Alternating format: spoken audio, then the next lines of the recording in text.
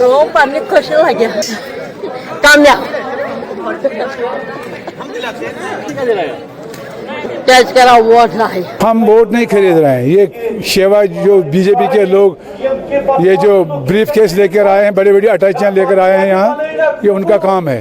सवाल उनसे कीजिए जो लोग यहां पर रुपयों से भरी हुई अटैचियां लेकर के घूम रहे हैं और वोटरान को खरीदने की कोशिशें करती हैं। इस तरह से आज इल्जामात से शुरुआत की शेख मोहम्मद अब्दुल्ला के 115वें जन्मदिन पर जब उनके मजार पर हाजिरी देने के लिए नेशनल कॉन्फ्रेंस की क़यादत पहुंची तो अली मोहम्मद सागर ने ये इल्जामात भारतीय जनता पार्टी पर लगा दिए। और यूं आज दिन की शुरुआत के हवाले से आपको बताए देते हैं कि जम्मू कश्मीर के अंदर जूं जूं डीडीसी इंतखाबात के कई मरहले गुजरे हैं, उसके साथ ही यहां पर इल्जामात और जवाबी इल्जामात के सिलसिले अपने अरूज को पहुंच रहे हैं। जी हां, आप देख रहे हैं केटीवी उर्दू कश्मीर शाहिद बुखारी के साथ। नाज़रीन किराम, आपको बताते हैं कि शेख मोहम्मद अब्दुल्ला के 115वें जन्मदिन पर आज उनके मजार पर हाजिरी देने के लिए नेशनल कॉन्फ्रेंस के सभी अरकान बशमूल फारूक अब्दुल्ला, उमर अब्दुल्ला, पार्टी के दीगर लीडरान, मेंबर पार्लियामेंट और हसनैन मसूदी और दीगर रहनुमा वहां पर पहुंचे और जबरदस्त तरीके पर शेख मोहम्मद अब्दुल्ला को वहां पर खराज अकीदत पेश किया गया। आपको बताए देते हैं कि गुपकार अलायंस बनने के बाद चूंकि इस वक्त कई एक मामलात सामने हैं और फौरी तौर जब से गुपकार अलायंस की मुकम्मल मीटिंग शुरू हुई उसके साथ ही यहां पर डीडीसी इंतखाबात का ऐलान किया गया और इन इंतखाबात में लोगों की एक बड़ी जमीयत ने हिस्सा लेने की ठान ली और इस तरीके से पहली मर्तबा यहां पे जो डीडीसी के इंतखाबात हो रहे हैं उनमें लोगों की बढ़ चढ़ के शराकतदारी इस बात की गम्माज है कि जम्मू कश्मीर के अंदर अपने बुनियादी मसाइल के हल के हवाले से अवाम इन इंतखाबात में काफी ज्यादा दिलचस्पी दिखा रहे हैं। लेकिन लीडरान की माने तो लीडरान एक दूसरे पर इस वक्त इल्जामात के ऐसे गोले बरसा रहे हैं कि मानिए तीसरी आलमगीर जंग चल रही हो। इसके बीच में नाज़रीन किराम आपको बताते हैं कि जहां भारतीय जनता पार्टी की टॉप क़यादत मुकम्मल तरीके पर यहां पर डेरा जमाए जम्मू कश्मीर के अंदर मौजूद है और गली कूचे में पहुंचने की कोशिश करती है। यहां तक कि सोपोर की बात करें, बीरवा की बात करें, जम्मू खित्ते की बात करें या दीगर खित्तों की बात करें तो हर जगह पर गुपकार अलायंस के खिलाफ इस वक्त बड़े महाज चलाने के लिए भारतीय जनता पार्टी अपने स्टार कैंपेनर्स को लेकर के घूम रही है और पार्टियों पर यह इल्जामात लगा रही है कि यहां की सियासी जमातों ने हमेशा ही अवाम की मासूमियत का नाजायज फायदा उठा करके उनको गुमराह करने की कोशिशें की। जबकि यहां दूसरी ओर गुपकार अलायंस के अंदर मौजूद सबसे बड़ी जमात नेशनल कॉन्फ्रेंस का यह मानना है कि इस वक्त कई एक लोग हैं जो उन पर इल्जामात लगा रहे हैं, जबकि ये सारी जमातें जमा हो जाना ही इस वक्त भारतीय जनता पार्टी के लिए एक बड़ा चैलेंज साबित हो रहा है।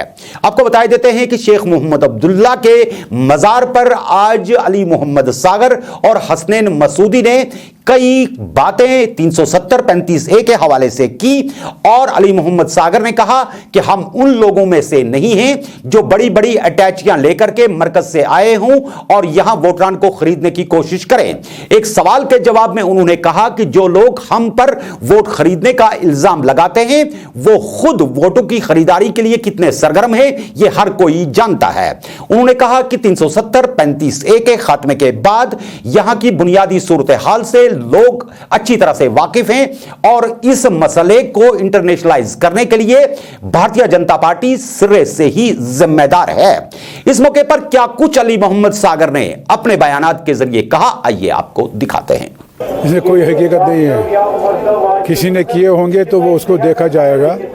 कोशिश यही रही तमाम जमातों की कि जो कैंडिडेट हम खड़ा करें, जो अलायंस पीपल्स अलायंस कैंडिडेट खड़ा करे उसके खिलाफ कोई उन पार्टियों में कोई कैंडिडेट खड़ा न करे। कहीं कहीं शिकायतें हैं, उसमें कोई शक नहीं है, कोई 4-5 जगह शिकायतें हैं और उनको एड्रेस किया गया और उनसे बात की गई। उनको कहा गया कि वो विड्रा करें और सिर्फ एक कैंडिडेट होगा, चाहे पीपल्स अलायंस का, चाहे पीडीपी का होगा, नेशनल कॉन्फ्रेंस का होगा, पीपल्स कॉन्फ्रेंस का होगा। बाकी पार्टियों का फर्ज बनता है कि वो देखें कि कहीं कोई खिलाफवर्जी तो नहीं कर रहा है, प्रॉक्सी कैंडिडेट नहीं कर रहा अपने मकसद के लिए, वो उनका काम है। लेकिन डॉक्टर की साहब की तरफ, फारूक साहब की तरफ से क्लियर डायरेक्शन है कि इसमें कोई बेज़ाब्तगी, कोई गलत इक़दाम बर्दाश्त नहीं किया जाएगा। बीजेपी मुल्क में मज़हब के बुनियाद पे बांट रही है और कश्मीर में वो कश्मीर को लॉन्चिंग पैड बनाकर यहाँ से अपनी पॉलिटिक्स चलाना चाहते हैं कि ये मुस्लिम मेजॉरिटी स्टेट थी, इधर हमने क्या किया उन्होंने कुछ नहीं, न वो कुछ करने वाले हैं। जो तबाही बर्बादी उन्होंने की 370 और 35 को ख़त्म करके, वो उनको खुद महसूस है, एहसास है। इंटरनेशनलाइज 370 जो कि एक लोकल स्टेट और एक कंट्री के दरमियान मसला था, आज इंटरनेशनलाइज हो गया है। आज चीन भी कह रहा है, आज दूसरे मुल्क कह रहे हैं, आज इस्लामिक कॉन्फ्रेंस में वो मसला उठ रहा है। ये सब उनने के जो हमें आपस में बैठ कर हल करना चाहता है मुल्क के लीडरशिप को और जम्मू कश्मीर रियासत की जो क़यादत है। लेकिन उन्होंने उस मसले को इतना इंटरनेशनल बनाया कि अब हर जगह ये 370 और 35 की बात चल रही है। तो ये बीजेपी की गलती है, उनको इसको देखना होगा। लेकिन ये किसी न किसी तरीके से 370 को और 35 को बहाल करना होगा अगर उनको मुल्क के सेक्युलरिज्म को ज़िंदा रखना है, उसके अलावा कोई चारा नहीं। नेशनल चैलेंज हर जगह होता है, चैलेंज हर जगह होता है, चैलेंज के बगैर कोई चीज़ नहीं होती है और पॉलिटिक्स में चैलेंज ही चैलेंज होती हैं। हमने इसको कबूल किया, हम पीपल अलायंस लड़ रही है और उम्मीद है इंशाल्लाह काफ़ी मेजॉरिटी हम लेंगे, भारी अक्सर से हम जीतेंगे। हम वोट नहीं खरीद रहे हैं, ये शेवा जो बीजेपी के लोग ये जो ब्रीफ केस लेकर आए हैं, बड़ी बड़ी अटैचियाँ लेकर आए हैं यहाँ, ये उनका काम है। हमने कभी पैसों से वोट नहीं खरीदा है, हम इस बात को। जी हाँ नाज़रीन इकराम, ये तो थे अली मोहम्मद सागर नेशनल कॉन्फ्रेंस के, जो बात कर रहे थे कि अटैचियां कौन बांट रहा है।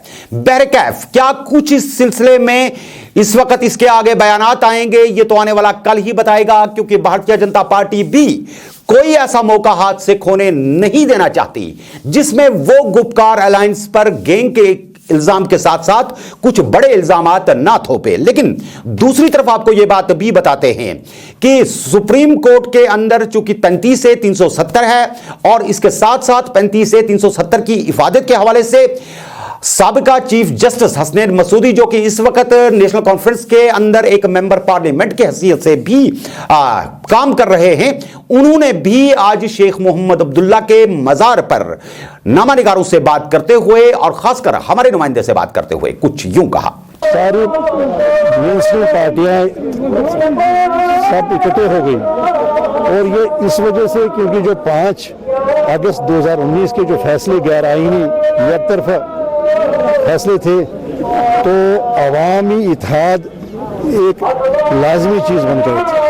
तो उस पस मंज़र में जो अवाम आए, तो हम तवक्को करते हैं कि अवाम जानते हैं कि मामले क्या है, अवाम मामला फहम है, तो जो गैर आईनी फैसले किए गए उनका क्या रद्द-ए-अमल होना चाहिए, उस पस मंज़र में मुझे लगता है कि एक अच्छा अवाम की तरफ से रद्द-ए-अमल आया होगा, अच्छा जवाब आया होगा।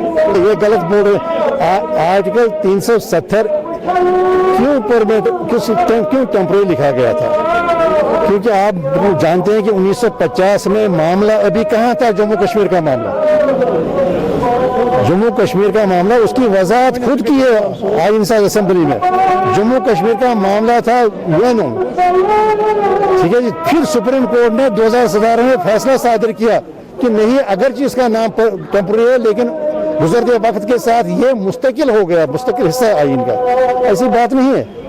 और दूसरी बात ये कि जो 370 उसके बाद जो दिल्ली एग्रीमेंट हुआ वो तो 1952 में हुआ, उसके बाद जो 1975 में कश्मीर रिकॉर्ड हुआ, कश्मीर रिकॉर्ड जो हुआ, कश्मीर रिकॉर्ड में कहा गया कि 370 ही गवर्न करेगा यहाँ की जो हमारी जो ताल्लुकात हैं, हमारे जो रिलेशंस है सेंट्रल गवर्नमेंट के साथ।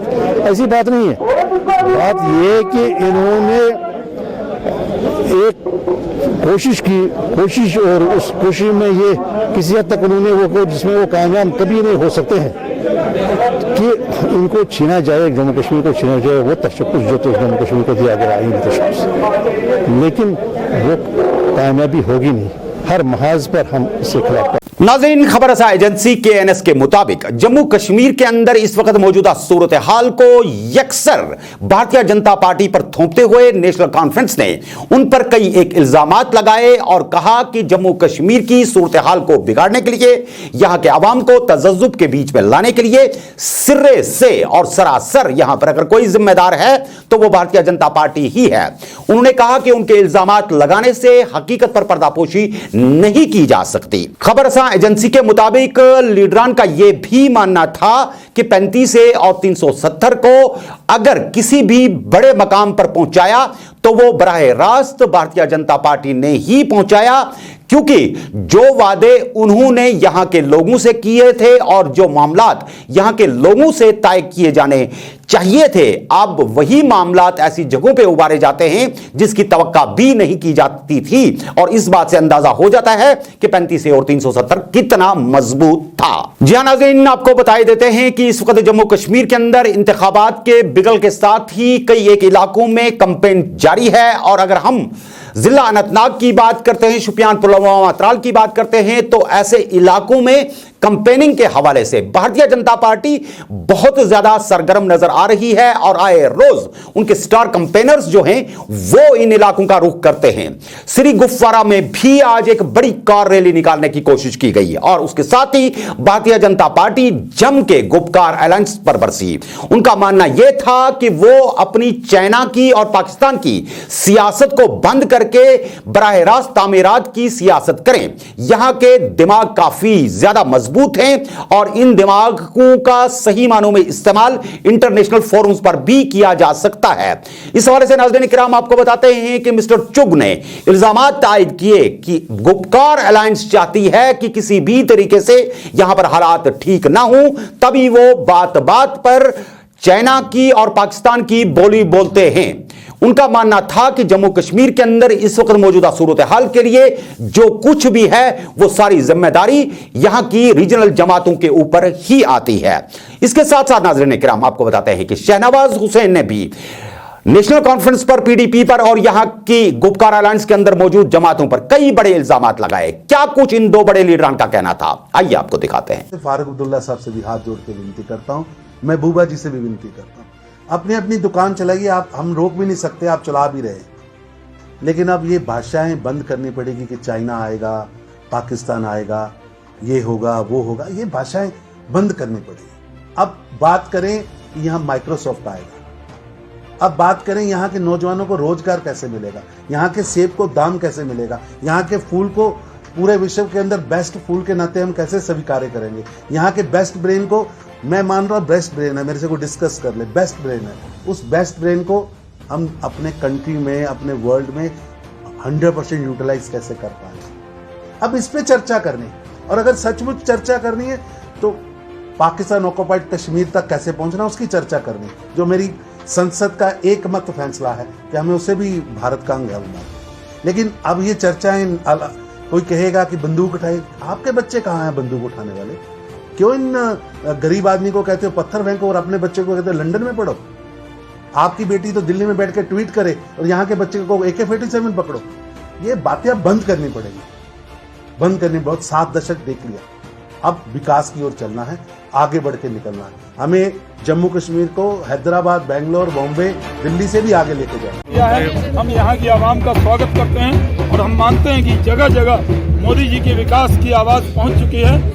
कांग्रेस कोई पार्टी नहीं है और गुपकार गैंग जो है वो सिर्फ गुमराह करने में लगे हैं, वो गुमराह गैंग है, उनका कोई फायदा होने वाला नहीं है। आवाम डेवलपमेंट चाहती है। जी नाज़रीन, खैर मकदम है एक मरतबा फिर आपका KTV उर्दू कश्मीर में। नाज़रीन इकराम, आपको मालूम होना चाहिए कि गुज़श्ता दिनों NIA की एक रेड के दौरान PDP की अगर हम बात करते हैं तो PDP के जवासाल लीडर और ये कह सकते हैं कि यूथ लीडर जो खुद DDC इंतखाबात के लिए उठे थे, वहीदुर रहमान पर्रा, उन्हें NIA की तरफ से तलब किया गया। उसके बाद उनकी गिरफ्तारी अमल में लाई गई और इसके साथ ही उन्हें पूछगछ के लिए 15 दिन की पुलिस रिमांड में भी दिया गया, जिसके लिए महबूबा मुफ्ती ने उनके घर तक जाने की कोशिश की थी, लेकिन उस वक्त उन्हें घर के अंदर नजरबंद कर दिया गया। आज PDP की सरबराह महबूबा मुफ्ती बिल आखिर उनके घर तक पहुंची गई और वहीदुर रहमान पर्रा के घर जाकर के उनके घर वालों से बात की और वर्करान के साथ भी मीटिंग की।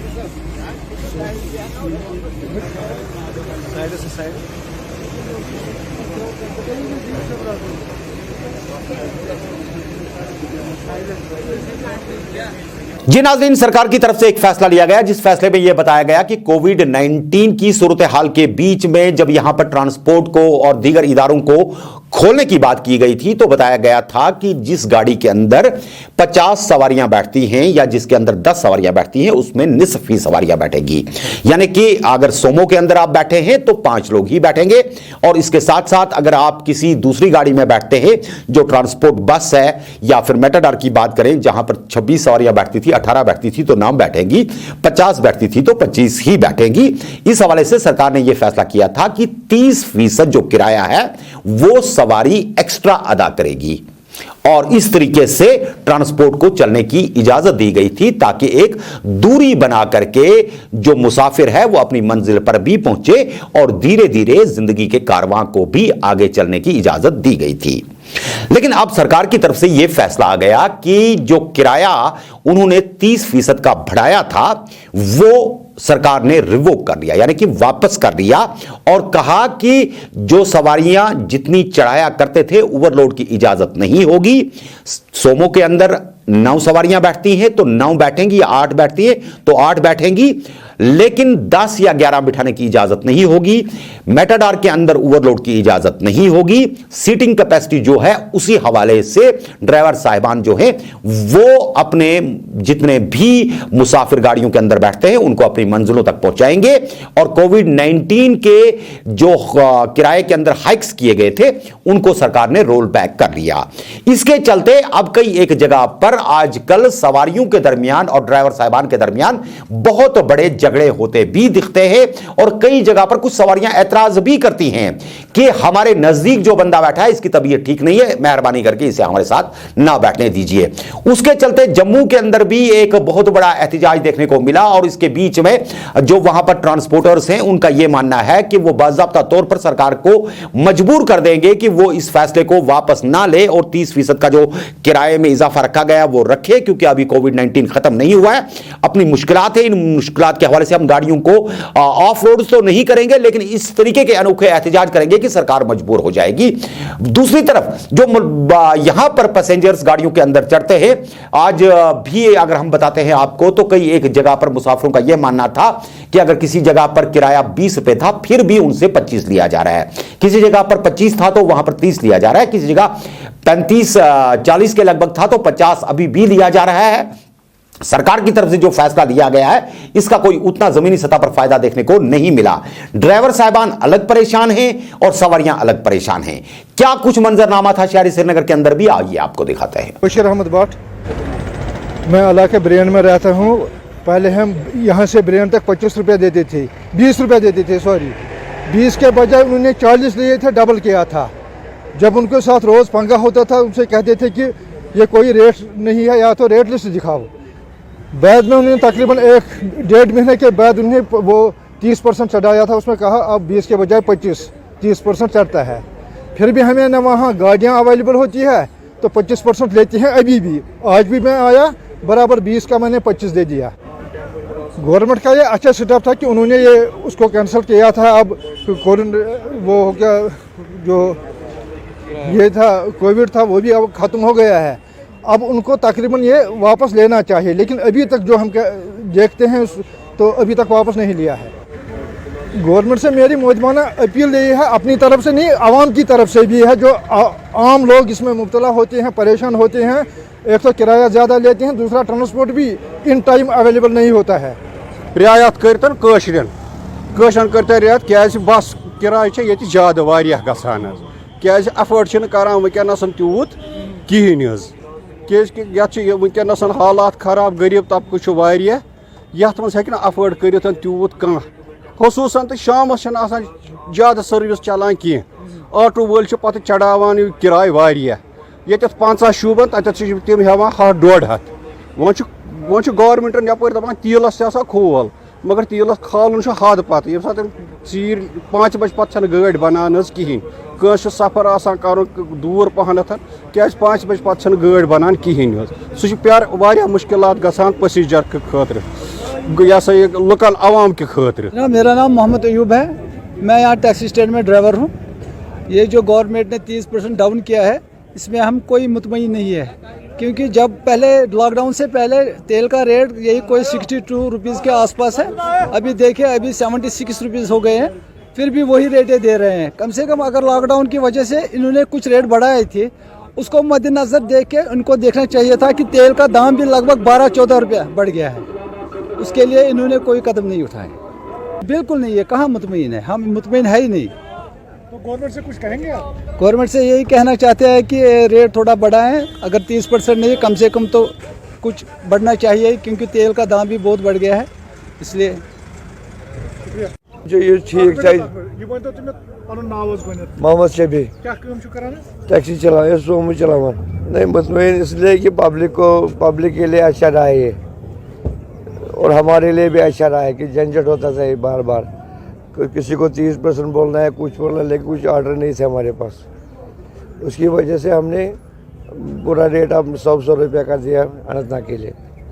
आप कहाँ से कहाँ तक चलते हैं, गाड़ी लेकर कौन सी आप चलाते हैं? हम तवेरे चलाते हैं, कुपवारा तक जाते हैं। श्रीनगर से? श्रीनगर से कुपवारा तक कितना लेते हैं हम लोग अभी 5 ही सवारी लेते हैं, उसमें पर हेड कितना लेते हैं? 300 रुपया। तो पहले भी 300 ही था? नहीं 200 था, 9 सवारी का। जी नाज़रीन, आपको बताते हैं कि डीडीसी इंतखाबात के बीच में आवाम की तवक्कुआत बहुत ज्यादा बढ़ती हुई नजर आ रही हैं और उसके बीच में वो लोग भी अब वोट डालने के लिए निकलते हैं जिन लोगों ने शायद आज तक वोट नहीं डाला है, और ऐसे लोग भी हैं जिन्होंने 12 वोट डाले लेकिन अपने वोटों का उन्हें कभी भी फायदा मिलता हुआ नजर नहीं आया। इस हवाले से नाज़रीन इकराम आपको बताते हैं कि जम्मू कश्मीर के अंदर सितम ज़रीफी ये रही है कि आम आदमी, आम बुजुर्ग जब जाकर के अपने वोट का इस्तेमाल करता है, जिस्मानी तौर नाखैज होने के बावजूद वो अब पोलिंग बूथ तक जाता है और वहां पर जाकर के अपने नुमाइंदे को वोट देता है, लेकिन जो तवक्कुआत होती हैं क्या उन तवक्कुआत पर सही मानों में ये नेता उतरते हैं या नहीं उतरते हैं, ये फिर दूसरे इलेक्शन पर जाकर के बात खुल करके सामने आ जाती है। कई ऐसे मासूम चेहरे जो अपनी उम्रों की हदों को पार करके भी बहुत ज्यादा सितम ज़रीफी के बीच में फिर भी चाहते हैं कि अपना वोट दें और बड़ी मासूमियत से यह कहते हैं कि उनका उम्मीदवार कामयाब हो जाना चाहिए। काश ये बातें हमारे लीडरान को याद रहें और ये मासूम सी आंखें और ये इल्तिजा जो इस बुजुर्ग मां की आंखों से छलक रही है, अगर लीडरान ये याद रख करके चले तो आने वाले आयाम में सियासत एक नई हकीकत बन करके लोगों के आराम के लिए एक बड़ा जरिया बन सकती है। बैरिकैफ इस छोटी सी मैसेज के साथ कि आप जहां कहीं भी रहें, खुश रहें, खुशहाल रहें, अपना बहुत बहुत ख्याल रखें। हमें दीजिए आज के शुमारे से इजाजत। खुदा हाफिज नासिर।